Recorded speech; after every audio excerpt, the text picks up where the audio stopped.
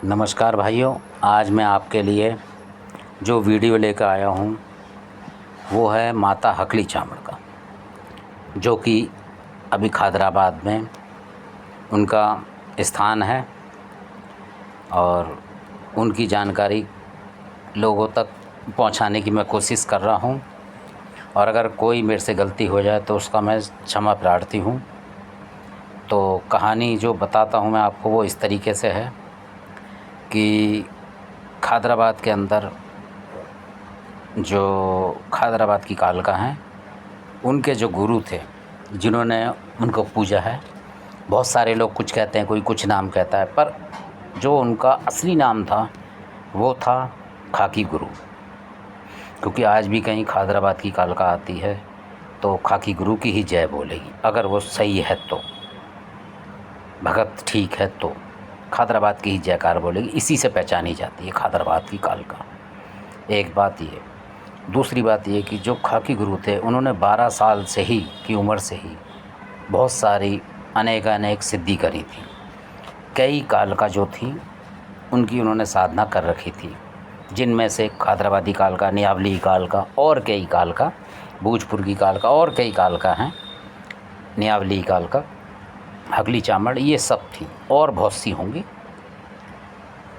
तो ऐसा हुआ कि जो हकली चामड़ माता है उनका स्थान खैदराबाद में पहले नहीं था। बहुत कई सौ वर्ष पहले की बात है ये। उनका स्थान कहीं और था, वो मैं आने वाले वीडियो में आपको बताऊंगा। तो खाकी गुरु उनकी सेवा के लिए खैदराबाद से वहाँ भी जाया करते थे और आया करते थे। तो उनकी काफ़ी प्रसिद्धि हो गई थी। काफ़ी जो लोगों ने बुलाया करते थे, किसी को कोई दिक्कत आती है कुछ करने के लिए, क्योंकि खैदराबाद को, कालका को रोकने वाले खाकी गुरु ही थे जिन्होंने खैदराबाद में उनको रोका था, शांत करा था। तो उसके बाद जब इनकी ख्याति बढ़ी तो आप जानते हो कि कुछ लोग जो होते हैं उस ज़माने में भी जलते थे, तो इनकी प्रसिद्धि उनसे हजम नहीं हुई। तो उन्होंने इनके ऊपर तंत्र प्रयोग करा, खाकी गुरु के ऊपर तंत्र प्रयोग करा इनको मारने के लिए, क्योंकि उन्हें लगा कि ये तो बहुत ही ऊपर हो रहा है। एक दूसरे से जलन तो हमेशा से ही रही है, हर युग में रही है। तो उन्होंने किसी कालका को इनके ऊपर भेज दिया वार करने के लिए। अब जो वो कालका चल के आई वहाँ से, तो जैसे ही वो खैदराबाद ग्राम के बाहर आई तो खैदराबाद की कालका माता को, जो सर्वशक्तिमान है, उसको पता लग गया कि ये खाकी गुरु को मारने आ रही है, इस पे हमला करने आ रही है। खैदराबादी कालका ने उसी समय खाकी गुरु को जगा दिया सोते से। रात को 12 बजे के आसपास से पहले जगा दिया कि बेटा तेरे को ऐसे ऐसे मारने के लिए इस तरीके से आ रही है और मैं पूरी तेरी रखवाली करूँगी और तू मेरे पीठ के पीछे आ जा, बचाओ में। तो खैदराबाद की कालका ने उसको पीछे ले लिया। अब जो उसने देखा खाकी गुरु ने, उसको लगा कि माता अकेली है, कहीं ऐसा ना हो कि दूसरी कालका आ रही है वो कामयाब ना हो जाए।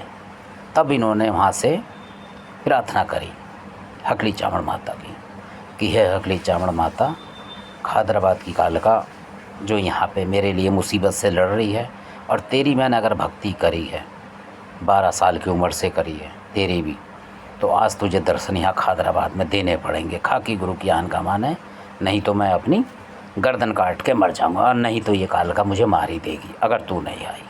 तो ऐसा बताते हैं कि उसी समय उस खेड़े से हकली चामड़ एक साथ कुछ ही सेकंडों में खैदराबाद में प्रकट हो गई।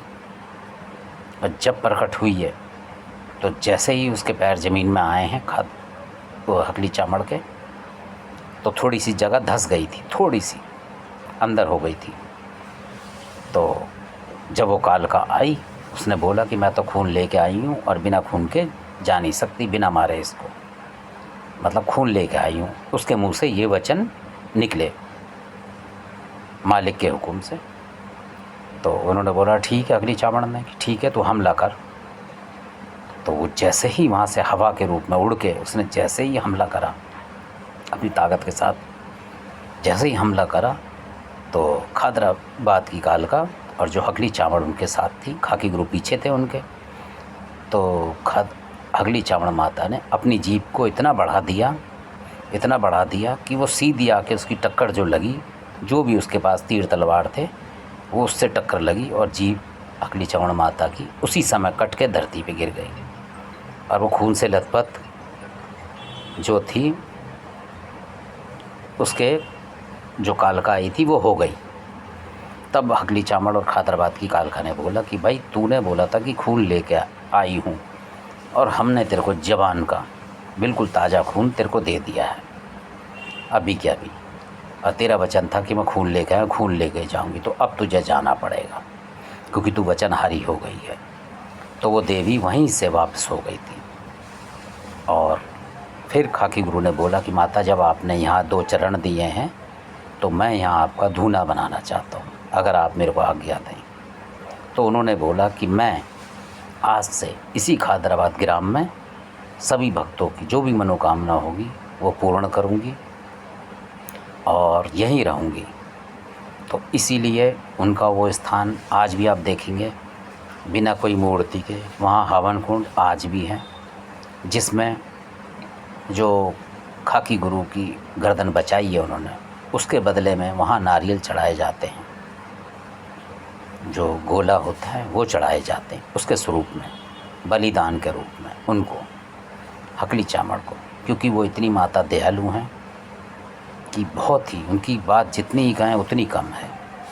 और अगर आप लोग भी, अगर आपके यहाँ हकली चावड़ है, खादराबाद की कालका हैं और आप इनकी साधना करते हैं प्यार से, माँ मान के कि माँ तू मात मेरी मैं शरण तेरी, इस तरीके से आप करेंगे तो आप देखेंगे कि बड़ी से बड़ी बला को, कितनी ही बड़ी काल का कुछ भी आ जाए, कहीं भी आपके घर पे कभी भी किसी तरीके का कोई तंत्र हो जाए, हमला करने आ जाए, तो ये कम से कम 100% अगर वो हमला करने आ रही है तो उसका 80% हमला ये ख़त्म कर देंगे उसी समय। 10 या 20% रह जाएगा, वो आपके जो बाकी देवता होंगे वो लग के पूरा कर देंगे। और खादराबादी कालका और हकली चावड़ मिल के लड़ती है उस घर में। अगर ये दोनों हैं उस घर में तो मिल के एक साथ लड़ती हैं। अगर सवारी में भी आएंगी तो दोनों आगे पीछे आती हैं एक साथ, ये भी देखा गया है।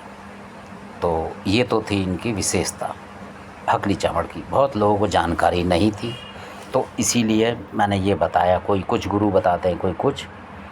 असली में जो इनका गुरु है खादराबादी कालका का और माता हकली चावड़ का, वो खाकी गुरु हैं जो कि एक वाल्मीकि समाज के थे और उन्होंने बहुत ही सिद्धियां करी थी। और खादराबाद की कालका को भी उतारने वाले, जब उन्होंने पेड़ जलाया तो उनको भी शांत करने वाले खाकी गुरु ही थे। तो इसलिए जो ये सत्य घटना है वो ये है। और इसी के साथ आपको, मुझे आशा है कि काफ़ी ये जो बताई है मैंने कथा, ये आपको अच्छी लगी होगी और आप भी समझेंगे कि क्या वास्तविकता है। ये इस तरीके से ये है। ये बहुत ही अच्छी देवी हैं, दयालु देवी हैं, माँ स्वरूप हैं। ये हमेशा भक्ति की रखवाली के लिए तत्पर खड़ी रहती हैं। तो इसी के साथ अगर आपको वीडियो अच्छा लगा है तो आप इसे लाइक करें, सब्सक्राइब करें और अगर हो सके तो आप शेयर भी करें लोगों तक, ताकि जिन लोगों को जानकारी नहीं है कि खादराबाद की कालका का गुरु कौन है, हकली चावड़ का गुरु, तो उन गुरु के नाम से वो अपने घर में पूजा पाठ करें और सुख शांति पाएँ। मेरा बस यही आपसे अनुरोध है कि सबके घर सही सलामत रहें, सब खुशहाल रहें, क्योंकि किसी के पास भी गलत शिक्षा ना जाए, सही शिक्षा जाए। इसी के साथ मैं अपनी वाणी को विश्राम देता हूँ। धन्यवाद।